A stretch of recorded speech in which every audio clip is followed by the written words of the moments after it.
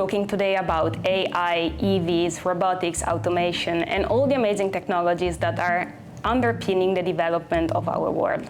What is not talked a lot about, however, is that those technologies do rely on very powerful magnets and the rare earth materials that are necessary to manufacture them.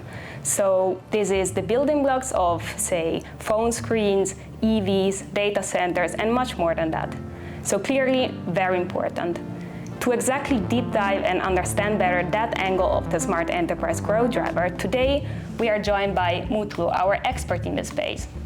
So Mutlu, in this context, what are the most relevant trends that you observe?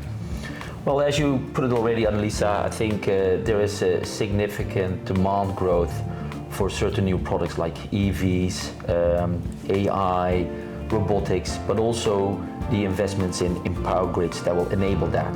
And all of these products, they require more metals or minerals, critical minerals. Minerals like copper, lithium, nickel, rare earth. So the demand for those minerals is growing rapidly. That is one. At the same time, if we look at supply has difficulty of keeping up. So what we see is that existing mines get depleted, ore grades are declining, and new mines they are significantly more expensive and they take way longer to come to the market because no one wants them in the backyard. So supply and demand clearly at a different pace there.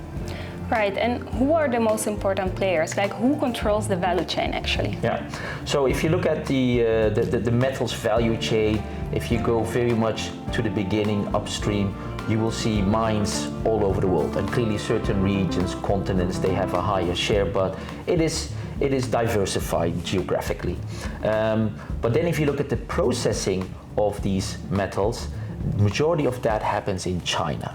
And the reason for that is that the processing is actually a bit of a dirty process. It's quite energy intensive. So in the West, we were pretty much happy with losing these industries, if you will, and then later in the value chain buying the intermediates or the end products from China. The West is now realizing that we've become too dependent on China and is now acting. So now there is the goal to increase capacity and become more self-sufficient in the West. So why can we not afford to wait any longer, Mutlu, to get involved in the space? Yeah, so I think in terms of government policy, it's an arms race. So what we're seeing is that while historically the world went to war over oil, we might see disputes in the future over these minerals because they enable the new technologies. So what you're seeing is that all of these regions that I talked about, they are reacting. And at the same time, China clearly has a lead over the rest of the world and is looking to maintain that. Well, very interesting, Mutlu. Thank you for your insights.